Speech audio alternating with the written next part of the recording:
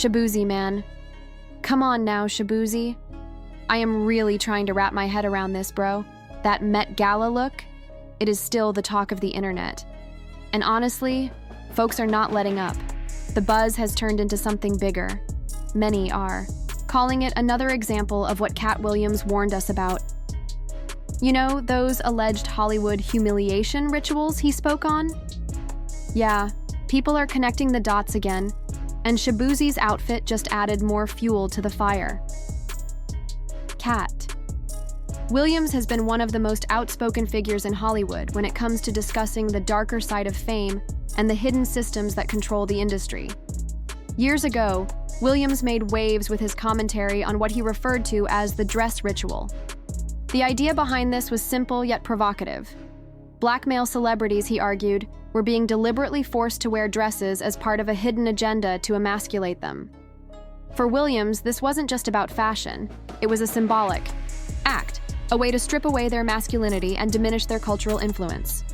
His theory was unsettling, particularly because it challenged the entertainment industry's narrative of fame, success, and personal choice. At the time, Williams received a mixed reaction from the public. Many laughed at him, calling him paranoid, bitter, or out of touch.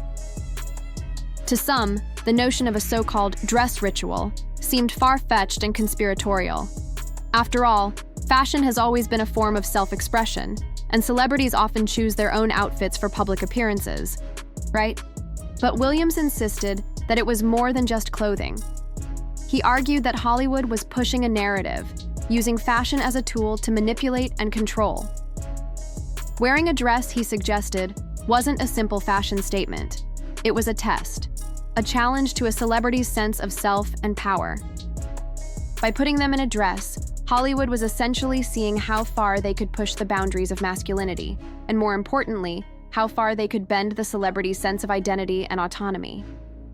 However, in a more recent interview, Katt Williams revisited this concept and took his theories to a deeper level. He acknowledged that the conversation about the dress itself had been overemphasized. People, according to Williams, were too focused on the garments celebrities were wearing, and not enough on the bigger picture, the symbolism behind those garments, and the ritualistic undertones tied to them. The dress was just a small part of a much larger, more complex process, he argued. Williams suggested that the real issue wasn't what celebrities were wearing, but rather the submission they were being forced into. The deeper meaning lay in the actions, the obedience, and the messages being communicated through these choices. For Williams, this was always about power dynamics, the forces behind the scenes that controlled Hollywood and its stars. He stressed that it wasn't just about wearing a dress, but rather about whether or not you were willing to play the game. Hollywood, Williams explained, rewards not just talent, but loyalty and submission to a certain set of rules. The pressure to conform wasn't a mere coincidence. It was a carefully orchestrated part of the industry's broader agenda to keep celebrities in line and under control. The ritual itself, according to Williams, wasn't about the specific outfits celebrities wore, but about the submission to an elite group that dictated how they should act, what they should wear, and even how they should think. This shift in perspective was crucial because it highlighted a much broader issue in the entertainment industry.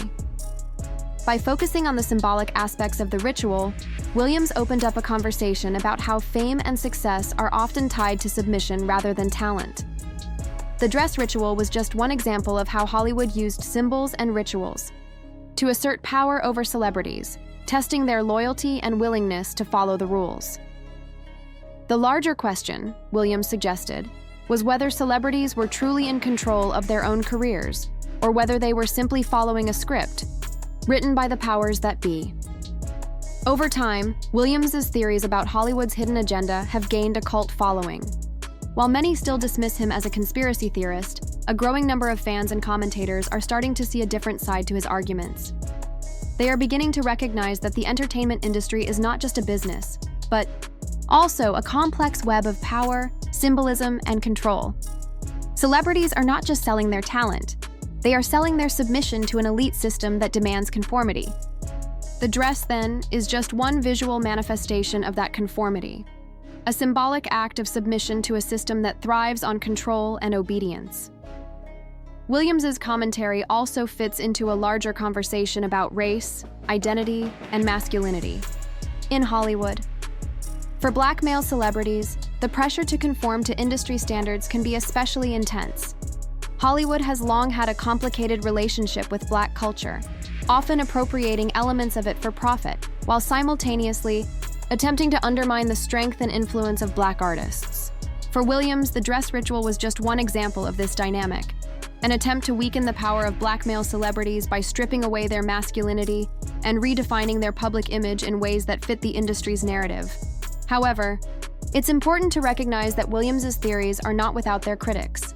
Some argue that he is reading too much into the choices made by celebrities, and that the dress ritual is simply a cultural phenomenon driven by fashion trends rather than any grand conspiracy. These critics argue that Williams's focus on symbolism often overlooks the complexities of personal expression and the creative freedom that many celebrities have when it comes to their wardrobes. They suggest that Williams's theories are rooted in a particular worldview that sees conspiracy and control at every turn, and that this worldview limits the possibility of seeing these issues through a more nuanced lens. Despite these criticisms, Williams's perspective continues to resonate with many people who feel that Hollywood's hidden agenda is real, and that the industry's power structures need to be challenged. His recent interview serves as a reminder that there is more to the story than meets the eye. It's not just about the clothes, it's about the symbols, the messages, and the power dynamics that shape the entertainment industry. As the conversation around Hollywood's hidden rituals and power structures continues to evolve, Katt Williams' voice remains one of the most important and controversial in the discussion. Whether you agree with him or not, his ability to challenge the status quo and question the deeper meanings behind Hollywood's glitzy facade cannot be ignored. In the end, Katt Williams' shift in focus, from the dress to the ritual, forces us to look beyond the surface and question the forces at play in the entertainment industry. It's not just about what celebrities wear, it's about what those choices represent, and the ways in which they are used to control and manipulate those who achieve fame. By pushing this conversation forward, Williams has opened up a much-needed dialogue about power, submission, and identity in the world of celebrity. Whether we choose to accept or reject his ideas, one thing is clear: there is more to Hollywood than meets the eye. Oh, Minnie. Then Katt really took it there. He dove deep, linking all of this to alleged Baphomet worship and secretive occult symbols hiding in plain sight within Hollywood's elite circles. Of course, reactions split instantly. Some fans dismissed him as a conspiracy theorist lost in his own thoughts, while others believe he has been dropping the truth for years.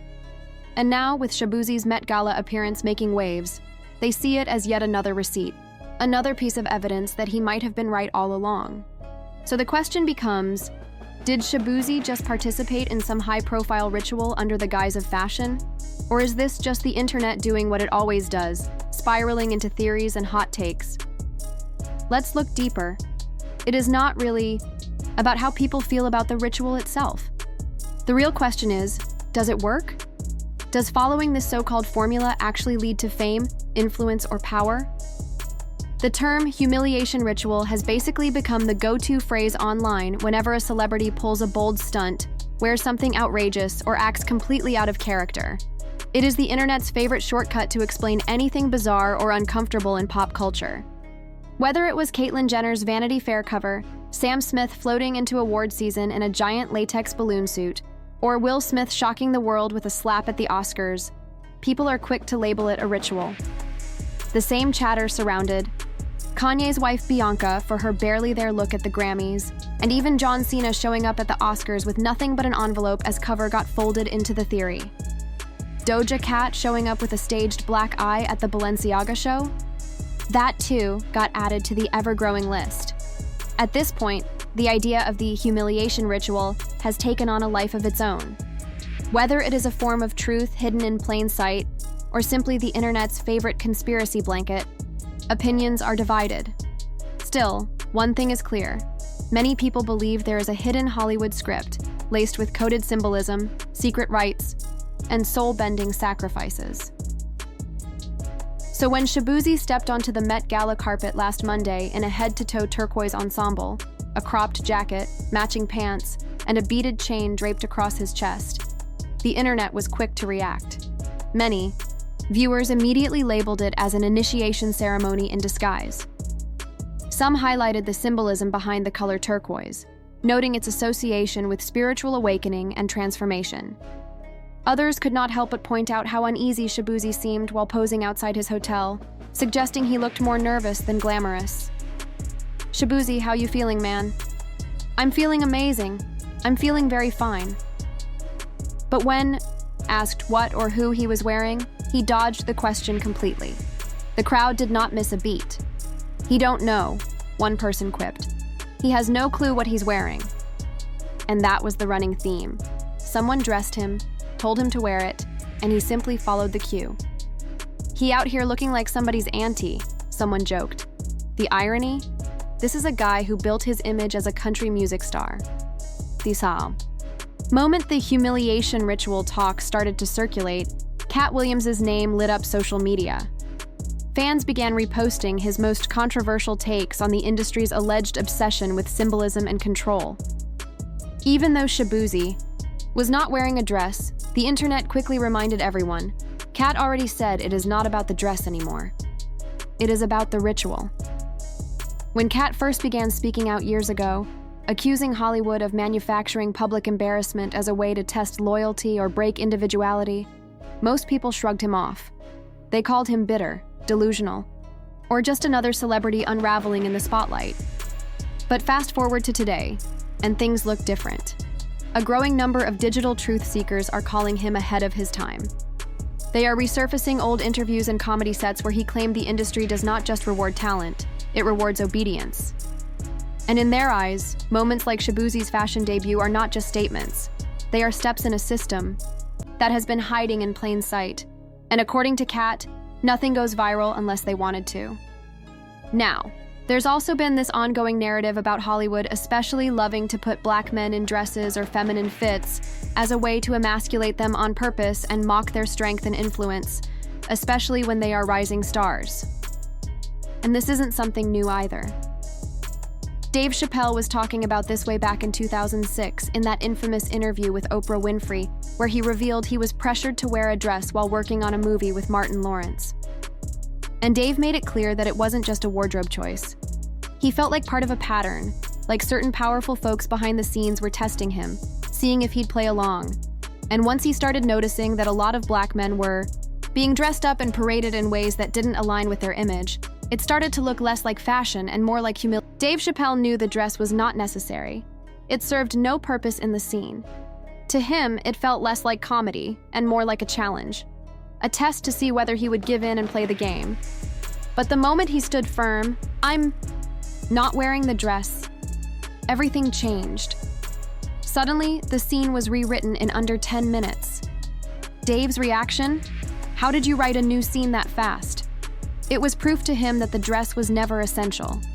The pressure was. Years later, when Kevin Hart was asked about Dave's stance, he brushed it off, saying he had never been pressured to wear a dress and that he always protected his image. "I'm a brand," he said. "You need boundaries, lines. You just won't cross." But ironically, not long after making that statement, Kevin showed up on Saturday Night Live dressed as a female pope in a skit. And whether it was a coincidence or part of a larger pattern, Kevin's career skyrocketed. After that appearance, suddenly, he was everywhere. Blockbuster films, sold-out tours, endorsement deals. Meanwhile, during that same year, Katt Williams was out doing press runs for Scary Movie 5, continuing to speak out about the odd patterns he saw in the industry. To many watching closely, it all felt like a pattern they could not unsee, one that keeps repeating, whether people want to believe it or not. And of course, someone asked him what he thought about the whole dress drama. And that's when Katt said the whole Hollywood dress situation isn't new at all. According to him, it's been going on for a long time. And at the end of the day, it's about whether or not you choose to play the game and join the secret club of gatekeepers. So, some of us make choices. I think it's not the biggest choice for others. I'm saying, at the end of the day, Kevin doesn't have to worry about what people are going to say about him wearing a dress because of the long line of dress-wearing people before him. So now we had Big Mama's House 1, 2, and 3.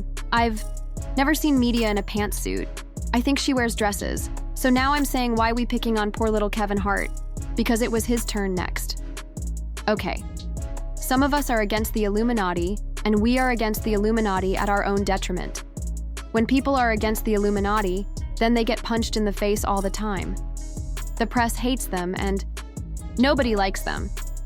Now, a lot of folks have pushed back on Katt's claims over the years, calling him a conspiracy theorist who sees hidden agendas everywhere. And then some people have even gone further, accusing him of being homophobic, especially when he talks about men wearing dresses as if it's automatically emasculating. But Katt didn't back down, and in his recent interview on Joe Rogan's podcast, he doubled down on everything he's been saying about the humiliation rituals in Hollywood for years. He told Joe that people are too focused on these dress comments when that's just the surface-level distraction. According to Katt, it's not really about the dress. We're going to eventually make their way into pop culture, but not by coincidence. According to Katt Williams, once he started connecting the dots between historical occult references and modern entertainment, everything began to make a lot more sense. He claimed that what we are seeing in Hollywood is not random. It is all ritual-based, symbolism meant to signal allegiance, obedience, or initiation into elite circles. Katt explained it like this: the dress is not the issue. It is just one method used by powerful industry gatekeepers to measure who is willing to play the game. In his words, it is not about the dress. It is about what the dress represents. You think it's just a fashion choice? Look deeper. Tell me one celebrity who put on the dress and didn't blow up after. For him, that is the real proof of the ritual's purpose. Success, fame, opportunities, they often follow moments of public submission. And then Katt spiraled deeper into the symbolism. He said people mock him for bringing up Baphomet, but he insists that many of the ideas we see circulating today, from gender fluidity to staged scandals,